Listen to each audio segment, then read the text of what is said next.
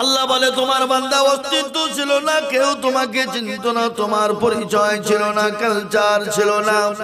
আজকে ভালো মাস্টার, ভালো ডাক্তার, ভালো জজ, ভালো পয়সাওয়ালা, ভালো গাড়িওয়ালা, কিন্তু বান্দারে কালকে তুমি ছিলে না পা।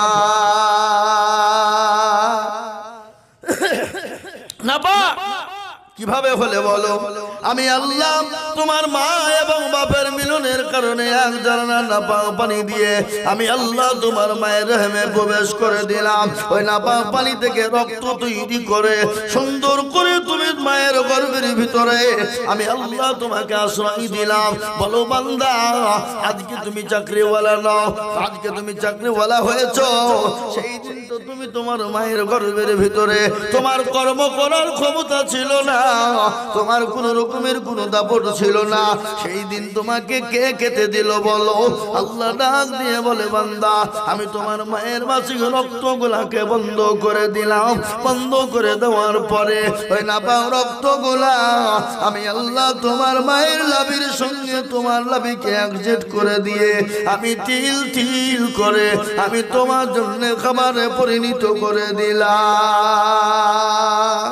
তারপরে আল্লাহ বলে বান্দা, নামাজ নদীর হয়ে গেল, তুমি যখন দুনিয়ার জমিনে দুনিয়ার মুখ যখন দেখবে বান্দা, বান্দা তুমি দুনিয়ার জমিনে এলে একদিনের ছেলে, দুদিনের ছেলে, তুমি তো ভাত রুটি আপেল বেদানা নাশপাতি আঙ্গুর মনোকা আখরোট খেতে তুমি পারবে না। আল্লাহ বলে বান্দারে, এমন একটা খাবার আমি তোমাকে দিলাম যে খাবার খেলে সর্দি হবে না, গরমি হবে না। আল্লাহ বলে খাবার কি?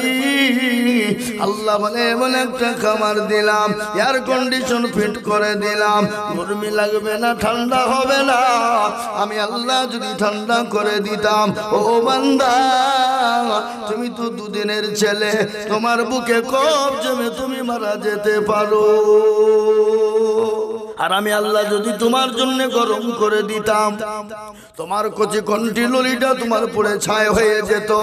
কিন্তু আল্লাহ বলে না রে বান্দা, না, আমি গরম করি নাই, আমি ঠান্ডাও করি নাই, এমন একটা খাবার দিলাম বান্দা তুমি খাবে আর তোমার জন্য আরাম হয়ে যাবে। একদিন করতে করতে 2 বছর কেটে গেল, দুনিয়ার তুমি দামি দামি খাবার খেতে শুরু করে দিলে বান্দা। ও মুসলমান, দামি দামি খাবার খেতে শুরু করে দিলে। আমার বাবা জীবনেরা তারপরে যখন একদিন করতে করতে করতে করতে করতে যখন 2 বছর কেটে গেল, দুনিয়ার দামি দামি খাবার তুমি খেতে লাগলে, দুনিয়ার ভালো মন্দ তুমি খেতে লাগলে বান্দা। তারপরে বান্দা শোনো, স্কুল গেলে, কলেজ গেলে, মাস্টার ডাক্তার হয়ে গেলে, পয়সাওয়ালা গাড়িওয়ালা হলে, তোমাকে বলা হলো আল্লাহকে মেনে নাও, রসুলকে মেনে নাও, দিনকে মেনে নাও। তখন বলো কে আল্লাহ? কিসের আল্লাহ? কেমন আল্লাহ? আল্লাহ ডাক দিয়ে বলে বান্দা, আমি আল্লাহ যদি ইচ্ছা করতাম তোমার মায়ের গর্ভে থেকে তোমার চোখ দুটো বন্ধ করে দিতাম। আমি আল্লাহ যদি ইচ্ছা করতাম তোমার মায়ের গর্ভে থেকে তোমার হাত দুটো বন্ধ করে দিতাম। আমি আল্লাহ ইচ্ছা করলে তোমার মায়ের গর্ভে তোমার মুখের জবান কেড়ে নিতাম। কিন্তু বান্দা না, না, তুমি দুনিয়ার জমিনে গিয়ে আমার জিকির করবা, আমার কোরআন তেলাওয়াত করবা, আমাকে আল্লাহ বলে ডাকবা। বান্দা যতবার তুমি আমাকে আল্লাহ বলবা, আমি আল্লাহ তোমাকে তোমার দিকে বান্দা বলতে বলতে ছুটে যায়। আপনি যদি দিনে 1000 বার খোদা বলেন আর দিনে যদি একবার আল্লাহ বলে ডাকেন, 1000 খোদা বললে যা নেকি হয়, তার থেকে একবার আল্লাহ বললে তার 1000 গুণ নেকি বেশি হয়। ও মুসলমান, আজকে নেকির শেষ নাই। আজকে মুসলমানের নেকি কত?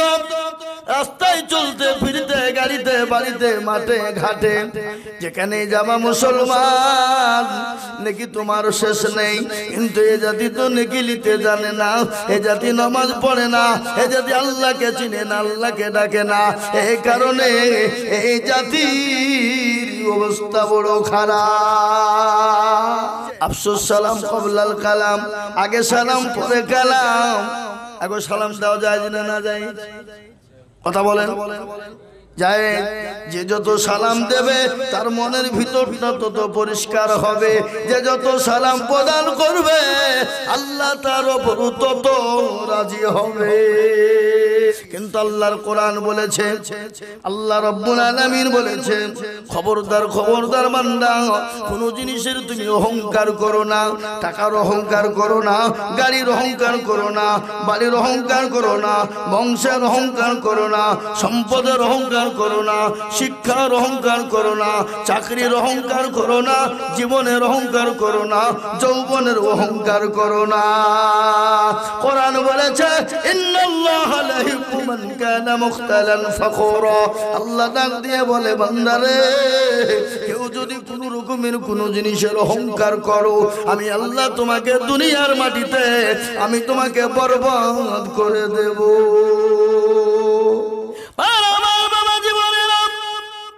ও মুসলমান গো, আমার আল্লাহ বললেন অহংকারের মালিক, তোমাকে জীবন দিয়েছি, যৌবন দিয়েছি, তোমাকে জানমাল আমি দিয়েছি, সেকেন্ডে কেড়ে নিতে পারি।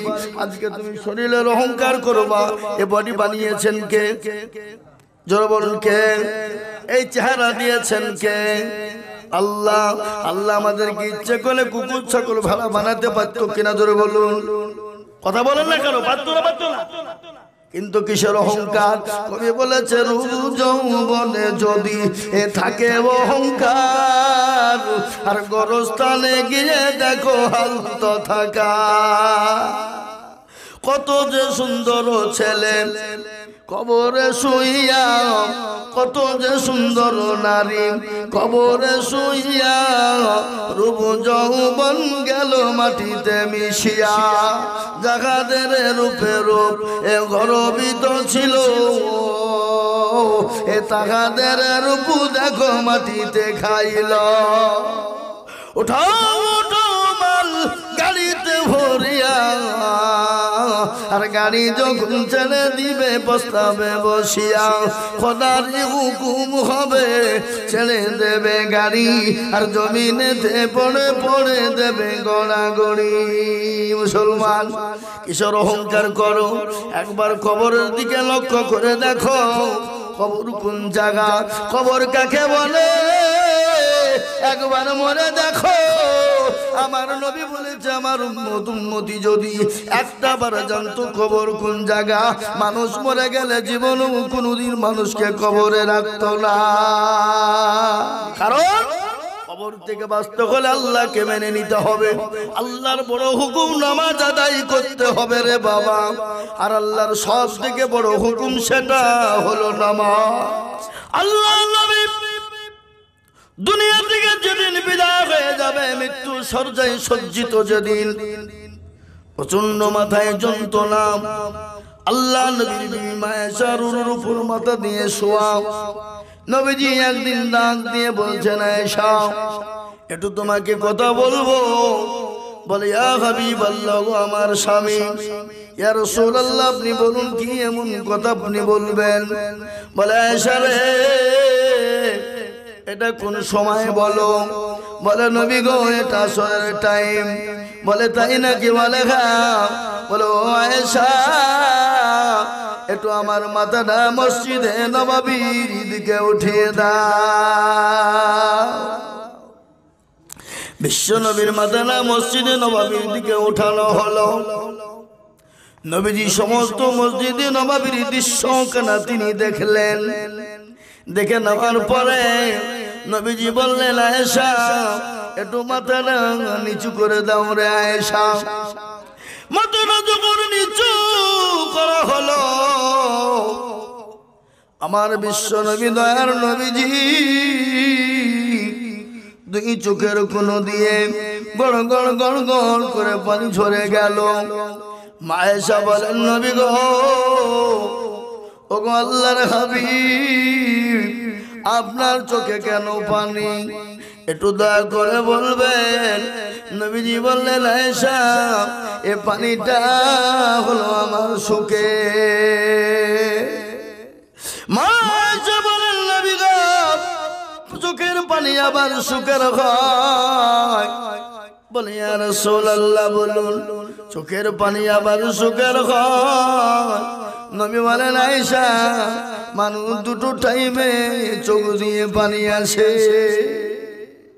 একটা টাইম যদি অতিরিক্ত শোক হয়ে যায়, দেখবেন অতি গরিব ভিখারি দরিদ্র ঘরের ছেলে দিন এনে দিন খায়, দিন কেটে দিন খায়, অতি তাড়াতাড়ি যখন সে বড় লোক হয়ে যায়, সে আনন্দই তার চোখে পানি আসে না গো। আল্লাহ, তুমি কি করতে পারো? কোথায় ছিলাম, কোন জায়গায় তুমি পৌঁছে দিলে। একটা আনন্দই চোখে পানি হয়, আর একটা বড় কষ্ট পেলে, দুঃখ পেলে পানি হয়। দুঃখ কষ্ট পেলে পানি হয়। বিশ্ব নবী বলছেন, আয়েশা, আমি আজকে বড় আনন্দিত, বড় খুশি। বলে, ইয়া রাসূলুল্লাহ, আপনি দুনিয়া থেকে বিদায় হয়ে যাবেন, দুনিয়া থেকে চিরতরের জন্য চলে যাবেন, জীবনও আর ফিরে আসবেন না। কিন্তু নবী, আপনার চোখে পানি কেন বলেন? বলে, আয়েশা রে, ওরে আয়েশা, আমি নবী দুনিয়া থেকে চলে যাব বটে, কিন্তু আমি আমার দৃশ্য মসজিদে নববীর দিকে তাকিয়ে যেটা দেখলাম, আমি রাসূল চলে যাব, কিন্তু আমার উম্মতি কিয়ামত পর্যন্ত তারা নামাজ আদায় করবে, কিয়ামত পর্যন্ত। এই জন্য আমি আসছি, আনন্দ করছি, চোখে পানি। আজকে সে মুসলমান নামাজ পড়ে না। একটা ঘটনা আমার মনে হয়ে গেল, সাহাবাদের জীবনে চোখে পানি চলে আসবে। সাহাবাদের করুণ জীবনী যদি বলি, চোখে পানি আসবে। একজন সাহাবা অতি গরিব মানুষ, বাড়িতে খাবার নাই, বাড়িতে কোনো দ্বিতীয় পোশাক নাই, কিন্তু তিনি প্রতিদিন মসজিদে নববীতে নবীজির পিছনে নামাজে দাঁড়িয়ে যেতেন, হাজির হাজির হাজির নামাজ পড়ে সঙ্গে সঙ্গে বেরিয়ে যেতেন। সাহাবার একদিন নাই, দুদিন নাই, 3 দিন হয়ে গেল, কিছুই বলে না। নবীকে বলছেন, ইয়া রাসূলুল্লাহ, আপনার রমক সাহাবা কেন কোরআনের মাজমাতে বসে না? নবীজি কোনো কথাই বললেন না। আবার বললেন, ইয়া রাসূলুল্লাহ, আপনার রমক সাহাবা কিছু বলে না, বসে না। তৃতীয় দিন নবী বললেন, ও সাহাবারা, তাল এদিকে এসো, বলো তোমাদের খবর কি? বলে, নবী গো, আপনার রমক সাহাবা প্রতিদিন নামাজ পড়ে আপনার পিছনে, আর নামাজ পড়ে সঙ্গে সঙ্গে মসজিদ দেখে বেরিয়ে যা, কোরআনের মাজমায় বসে না। আল্লাহ নবী বললেন, সাহাবারা, এবার যখন ফজরের আজান হয়ে যাবে, ফজরের আজানের সঙ্গে সঙ্গে যখন মসজিদে নববীতে আসবে, আমার পিছনে নামাজ পড়বে, তাকে তোমরা বসতে বলবে, বলে, আল্লাহর হাবিব তোমাকে বসতে বলেছে, বসে যা। ফজরের আজান হয়ে গেল, মসজিদে নববীতে সাহাবারা একে একে এলেন। আল্লাহ নবীর ওই গরিব সাহাবা, দরিদ্র সাহাবা, তিনি এলেন। আসার পরে নবীজির পিছনে জামাতে তিনি নামাজ আদায় করলেন।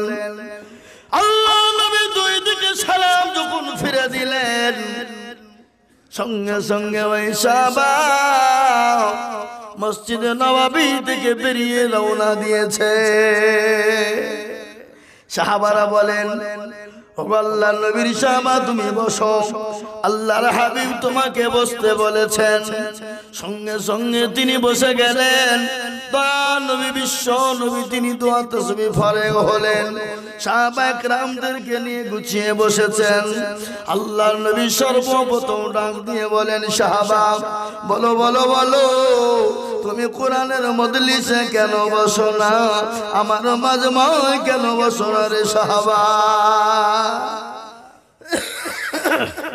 কি ব্যাপার, তুমি আমার মজলিসে বসো নাই, কি হয়েছে? এই কথা যখন বললাম, বিশ্ব নবীর সাহাবার চোখ দিয়ে ঝরঝর করে পানি ঝরে গেল। আল্লাহর হাবিব তিনি বলেন, সাহাবা আমি তো তোমাকে ধমক দিই নাই, জোরে কথা বলে নাই, তোমার চোখে কেন পানি বলো? আর একটা কথা আমার মনে হয়ে গেল, আচ্ছা বলুন তো নবীজি দুনিয়ার জমিনে কত বছর বেঁচে ছিলেন? কে বলতে পারবেন আপনারা বলুন? 63। আচ্ছা বলুন 63 বছরের জিন্দেগিতে জীবনেও কোনোদিন কাউকে গালি দিয়েছে নাকি? কত জোরে বলতে হবে? কোনদিন কাউকে গালি দেন নাই? কোনদিন কাউকে মেরেছেন নাকি? কোনদিন কারোর সঙ্গে বেঈমানি করেছেন নাকি? জীবনে কোনদিন কারোর সঙ্গে মিথ্যা কথা বলেছেন নাকি? জীবনে কোনদিন কাউরের আমানতের মাল খেয়ানত করেছেন নাকি? বিশ্বনবী কাউকে কথা দিয়ে কথা রাখেননি, এরকম করেছেন নাকি? কোরআন প্রমাণ দিয়েছে, লাকাদ কানা লাকুম ফি রাসূলিল্লাহি উসওয়াতুন হাসানা। মা আয়েশা বললেন, নবী গো, মা আয়েশাকে একজন সাহাবা বলছেন, ও ইয়া উম্মুল মুমিনিন, আপনি বলুন নবীর চরিত্র সম্পর্কে একটু বর্ণনা করুন, নবীর সম্পর্কে একটু বর্ণনা করুন, নবীর আখলাক চরিত্র সম্পর্কে বর্ণনা করুন। মা আয়েশা উত্তরে দিয়ে বললেন, ও নবীর সাহাবা, কোরআনের মধ্যে কোনো ভুল আছে? বলে নাই। কোরআন কি নির্ভুল? বলে নির্ভুল। কোরআনে কোনো সন্দেহ আছে? বলে না, কোরআনে কোনো সন্দেহ নাই। যেমনি কোরআনে কোনো ভুল নাই, কোরআনে যেমন সন্দেহ নাই, আমার নবীর আখলাক চরিত্রের মধ্যেও কোনো সন্দেহ না। সুবহানাল্লাহ পড়তে গিয়ে বলেন নাকি নবীর আখলাক চরিত্রের মধ্যে কোনো সন্দেহ নাই। নবীজি 63 বছর জিন্দেগি। ও মুসলমান, আর নবীর আদর্শিত যারা হয়েছে তারা কোনোদিন মারামারি করতে পারে না, লুটপাট করতে পারে না, ছিনতাই করতে পারে না, চুরি করতে পারে না, নামাজ ছাড়তে পারে না, আমানতের খেয়ানত কোনোদিন করতে পারে না, মানুষের হক নষ্ট করতে পারে না। নবীর উম্মত যারা, নবীর আদর্শিত যারা, তাদের দ্বারাতে কখনোই খেয়ানত হতে পারে না, চুরি হতে পারে না, মানুষকে মারতে পারে না। 63 বছর। আপনার আমেরিকার একজন লেখক, খ্রিস্টানদের ঘরের ছেলে, যার নাম হলো উইলিয়াম হার্ট। কি নাম? জোরে বলুন।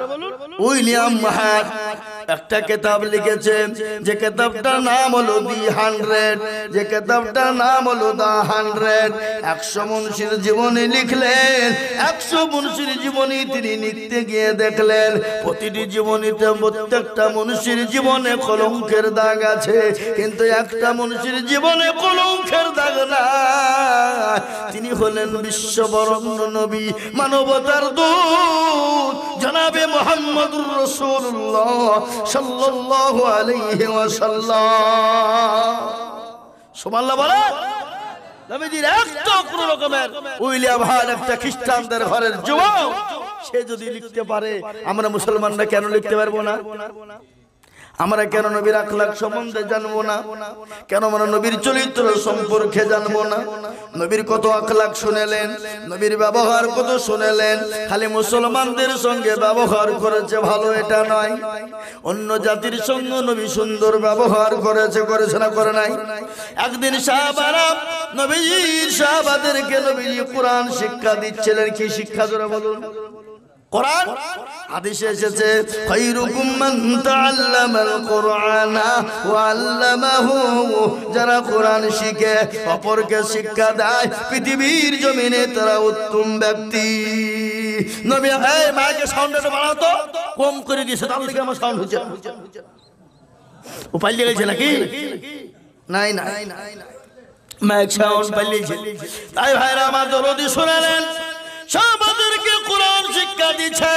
জাতিতে ইহুদি, ভালো করে শুনবেন, তিনি তৌরাত, জবুর, ইনজিলের কিতাবের মধ্যে দেখেছেন এমন একজন নবী দুনিয়ার জমিনে আসবে যার আখলাক হবে ভালো, যার চরিত্র হবে ভালো। বাপের নাম হবে আব্দুল্লাহ, মায়ের নাম হবে আমিনা। তার চেহারা এত সুন্দর, তার চেহারাটা মায়াবী চেহারা, দেখলে জান ভরে যাবে, দিল ভরে যাবে, মন ভরে যাবে। ও মুসলমান গো, আল্লাহ নবীকে এত সুন্দর আল্লাহ চেহারা দিয়েছিলেন। হযরতে মা আয়েশা বলছেন, আমার বাড়িতে একদিন ছুঁচ বুঝেন তো নাকি? ছুঁচ বুঝেন না? কি বলেন? ছুঁচ বলেন না ছুঁই বলেন? এ বাবা, ছুঁচ হারিয়ে গেছে। মা আয়েশা বলছেন, বাড়িটা অন্ধকার, নবীজি আমার শুয়ে আছেন, আর আমার নবীর হাত কানে এরকম করে একবার উঠাইলাম, গোটা ঘরটা আলোয় আলোকিত হয়ে গেল। ওই আলোয় আলোকিত হয়ে যায়, আর ওই আলোতে আমি আমার ঘরের ছুঁচ খুঁজে পেয়ে গেলাম। ও মুসলমান, তাহলে কথাই কথা বেড়ে গেল। হযরত ইউসুফ নবী আলাইহিস সালাম আল্লাহ এত চেহারা দিয়েছিল, এত চেহারা দিয়েছিল। জুলাইখা প্রেমে পাগল, জুলাইখা যখন প্রেমে পাগল হয়ে যায়, জুলাইখাকে মেয়েরা বলেছিল, আরে জুলাইখা, তোর মতো নির্লজ্জ বেহায়া নারী আর পৃথিবী জমিনে না। তোর বাড়ি গোলাম, ওই গোলামের উপরে এত ভালোবাসা, এত প্রেম প্রীতি মহাব্বত, ওই গোলামের প্রেমে তুই পাগল হয়ে গেছি। জুলাইখার প্রেস্টিজে লেগে গেল। আরে আমাকে এত বড় কথা, দাঁড়াও দাঁড়াও, তোদেরকে মজা দেখাবো। সঙ্গে সঙ্গে জুলাইখা দাওয়াত করে দিল মিসরে আজিজের বাড়িতে। মিসরে আজিজ, জুলাইখার স্বামীর নাম কি? যারা বলুন, মিসরে আজিজ। ও মুসলমান, এই কয়েকদিন আগে জালসা করে এলাম মায়াপুরের মাটিতে, নদিয়ায়। আমার এক বন্ধু, খুব কাছের বন্ধু, আমার ক্লোজ বন্ধু, সেই আপনার নাম সেলিম ভাই। বললাম, হুজুর গো, এই দেখেন কিছুদিন হলো আপনাকে বলে গেলাম মিশরে ঘুরতে গেলাম। মিশনে ঘুরতে গিয়ে ফেরাউনের সঙ্গে কথা বলে এলাম, ফেরাউনের সঙ্গে দেখা করে এলাম। আর দেখলাম হুজুর, মিশরের মাটিতে আল্লাহ আল্লাহ আল্লাহ, সেই দেশের পুরুষগুলাকে আল্লাহ এত সুন্দর তৈরি করেছে, যা পৃথিবীতে এরকম সুন্দর কোন দেশে না। পুরুষদেরকে এত সুন্দর আল্লাহ বানিয়েছে। জুলাইখা বলে মনে প্রেস্টিজে বেঁধে গেল, হায় রে, আমাকে এলাকার সমস্ত মেয়েরা দূর দূর করে তাড়িয়ে দেয়, তাহলে একদিন তাদেরকে আমার বাড়ি জিয়াপন দিব, দাওয়াত দিয়ে খাওয়াবো।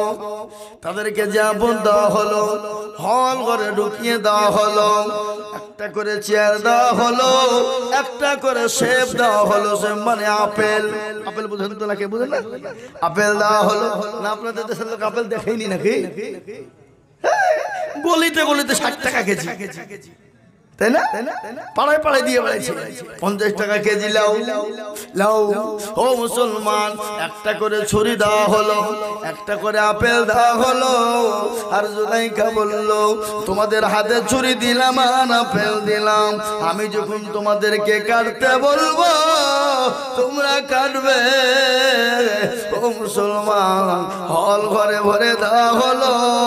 হযরত ইউসুফ নবী আলাইহিস সালামকে ওই মহিলাদের সামনে যখন আনায়ন হলো, আনায় হলো বাবা, হযরতে জুলাইখার দিকে লক্ষ্য না করে ও ইউসুফ নবী আলাইহিস সালামের দিকে লক্ষ্য করে মিশরের সমস্ত মেয়েরা হাতের কবজা পর্যন্ত তারা কেটে ফেলেছিল। সুবহানাল্লাহ বলো। তারা যদি হযরত ইউসুফ আলাইহিস সালাম তার চেহারা দেখে হাতের কলিজা কবজা কেটে ফেলতে পারে, তারা যদি আমার নবীকে দেখতো, আমার রাসূলকে দেখতো, তাদের কলিজা পর্যন্ত কেটে ফেলতো। সুবহানাল্লাহ বলুন। হযরত সাহাবাদের ঘটনা শুনলেন, সাহাবারা বলছেন, হাদিসের মধ্যে এসেছে নবীজি এক কান ছেঁড়া থান কাটা থান পরতেন, মাছ দিয়ে তিনি মাথা আঁচড়াতেন, মাছ দিয়ে তিনি সিটি আঁচড়াতেন, এক কান সাদা চাদর গায়ে দিয়ে নবীজি আমার বসতেন। তেনাকে এত মানাতো, রাজা তার সিংহাসনে যতটা বসলে জানা মানাতো, আমার নবীকে তার থেকে বেশি মানাতো। সুবহানাল্লাহ বলুন। একদিন আবু জাহেল বিশ্ব নবী মক্কার জমিনে কোরআন তেলাওয়াত করে, কি তেলাওয়াত জোরে বলুন। আরে কোরআন কার উপর নাজিল হলো? কার উপরে জোরে বলুন। এ কোরআন অবতীর্ণ করলেন কে? কার উপরে? আল্লাহ নিজেই বলেছেন, এ কোরআনকে যদি নবীর উপর অবতীর্ণ না করতাম, এ কোরআনকে যদি পাহাড়ের উপর অবতীর্ণ করে দিতাম, কোরআন তার প্রমাণ বলেছে, লাউ আনজালনা হাযাল কুরআনা আলা জাবালিন লারাআইতাহু খাশিয়াম মুতাসাদ্দিয়াম মিন খাশিয়াতিল্লাহ। ও মুসলমান শুনে নাও, এ কোরআনকে যদি নবীর উপর অবতীর্ণ না করে পাহাড়ের উপর অবতীর্ণ করা হতো, পাহাড় পর্বতগুলো চূর্ণ বিচূর্ণ হয়ে যেত। সেই কোরআন পড়ছেন কে? যার উপর অবতীর্ণ হলেন তিনি হলেন কে? তিনি হলেন বিশ্ববরণ্য নবী, তিনি হলেন সরকারে দু আলম। তিনি কোরআন তেলাওয়াত করছে, আর আবু জাহেলের মাথায় আগুন উঠে গেল। কি উঠে গেল? কথা কন না কেন? আগুন। আবু জাহেল মক্কার জমিনে তাম্বুতে গিয়ে বলল, খবরদার ওই তাম্বুর দিকে তোমরা যেও না। বলে কেন যাব না? বলে ওখানে একটা পাগল এসেছে, পাগল, খবরদার পাগলের কাছে তোমরা যেও না। কিন্তু বাবা, পাড়াতে যদি একটা ভালো পাগল আসে, কেউ যদি বলে যেও না, তো সবারই তো মনে কৌতূহল জাগবে না, যে পাগলটা একবার দেখি আসি, কিরকম পাগল। বলবে না ধরে বলবো, কিরকম পাগল একবার দেখে আসি। আবু জাহেল একবারে তাম্বুতে বলে, খবরদার কেউ যেও না পাগলের কাছে, পাগল, ও পাগল। সবাই যখন পাগল বলে আবু জাহেল আপনার ফাইসালা করে বেড়ায়, তাম্বু। সমাজের মনে কেউ তো কৌতূহল জেগে গেল, পাগল কে রে? কে পাগল? একবার দেখি। পাগল দেখতে গেল। দেখতে গিয়ে নবীজির চেহারার দিকে যখন লক্ষ্য পড়েছে, নবীজির দাঁত মোবারকের দিকে যখন লক্ষ্য পড়েছে, প্রতিটি মক্কার মানুষের শরীর ধড়ক করে উঠেছে। সুবহানাল্লাহ বলি, পাগল যদি হবে, দাঁতে ছিদল, চুল গলা উস্কো খুস্কো, বোতাম গলা জামার বোতাম ঠিক থাকবে না, জামা গলা ছেঁড়া। কিন্তু ইনি তো পাগল নন, ইনি হলেন সেই নবী, ইনি হলেন বিশ্ববরণ্য নবী জনাবে মুহাম্মদুর রাসূলুল্লাহ সাল্লাল্লাহু। ও মুসলমানেরা, আমার নবীকে এত সুন্দর লাগতো, রাজা তার সিংহাসনে বসলে এত সুন্দর লাগতো না। হঠাৎ করে নবীজি আমার দয়ার হাবিব বিশ্ব নবী সাহাবাদেরকে কোরআন শিক্ষা করাচ্ছেন। ইতিমধ্যে তোমরা জবুর ইনজিলের ভিতরে একটা কিতাবের ভিতরে দেখেছেন, সে জাতিতে ইহুদি হযরত ঈসা আলা নবী আলাইহি সালামের লোক, সেই বংশের লোক। তিনি কিতাবে দেখলেন এমন একজন নবী দুনিয়ার জমিনে আসবেন যার এরকম ব্যবহার। তিনি আসলেন, নবীর কাছে এসে নবীকে সালাম দিলেন, আসসালামু আলাইকা ইয়া রাসূলুল্লাহ। নবীজি আমার সুন্দর করে হিসাব ফেরত দিলেন, ওয়া আলাইকুম আসসালাম। এতাল বলো, খবর কি? কোথা থেকে এসেছো? বলো, আল্লাহর হাবিব আমি আপনার কাছে এসেছি। বলে কেন? বলে আমি 100 কান টাকা আপনার কাছে আমানত স্বরূপ রাখতে চাই। কি রাখতে চাই? 100 খান টাকা আমানত। আর আমাদের দেশে যদি কাউকে আমানত রাখতে দেয়, ও আমানতের 14 রকমের খেয়ানত বের করে দিবে। কথা বলছেন না? আউযু বিল্লাহি মিনাশ শাইতানির রাজীম। বিসমিল্লাহির রাহমানির রাহিম। الحمد لله رب العالمين الرحمن الرحيم مالك يوم الدين إياك نعبد وإياك نستعين اهدنا الصراط المستقيم صراط الذين أنعمت عليهم غير المغضوب عليهم ولا الضالين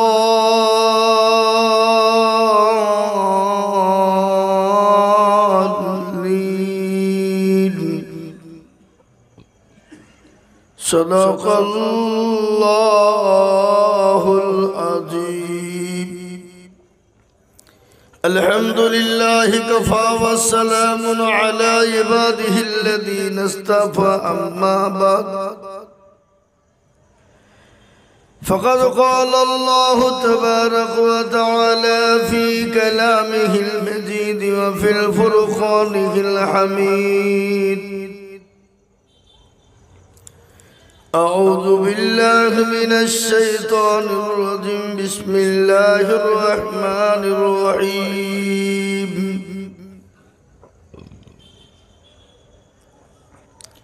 أينما تكونوا يدرككم الموت ولو كنتم في بروج مشيدة وقال عز وجل في موضع آخر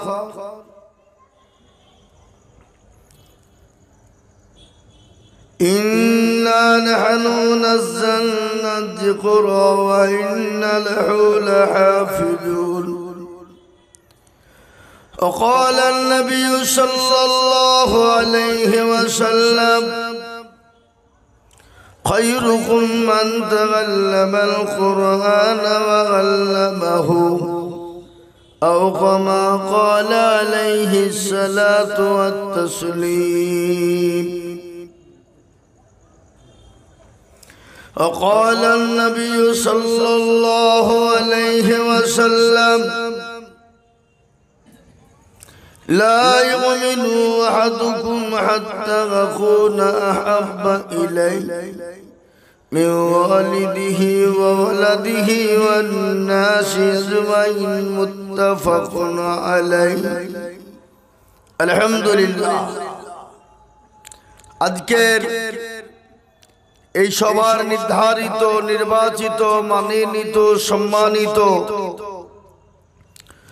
যোগ্যতম সভাপতি সাহেব বিজ্ঞাপিত অবিজ্ঞাপিত ওলামায়ে দ্বীন দিনদার ইমানদার বসে থাকা বাবা জীবন ভাইয়েরা পদ্মার আড়ালের মা খালারা বোনেরা রইল শ্রেণীমতো সালাম আল্লাহ সুবহানাহু তাআলার লাখো শুকরিয়া আল্লাহ সুবহানাহু তাআলা আপনাকে আমাকে বড় ভালোবেসে রহম ও করম করে দিনী মজলিসে মজমাতে বসার আসার তৌফিক এনায়েত করেছেন সে আল্লাহর শানে মহব্বতের সাথে অন্তরের অন্তর থেকে বলি আলহামদুলিল্লাহ। আরো জোরে বলা যাবে না? তারপরে পরেই প্যারা নবী দয়ার হাবিব নবীদের নবী নবীকুলের শিরোমণি মা আমিনার লাল মরুর দোলাল তাজদারে মদিনা আহমদে মুস্তফা মুহাম্মদে মজদুবা সকলেই বলুন সাল্লাল্লাহু আলাইহি ওয়াসাল্লাম। তিনার উপরে দুরূদ ও শান্তির ধারা বর্ষিত হোক, বলি আল্লাহুম্মা আমিন। মুহতারাম, এ মজলিস বড় দামি মজলিস বাবা।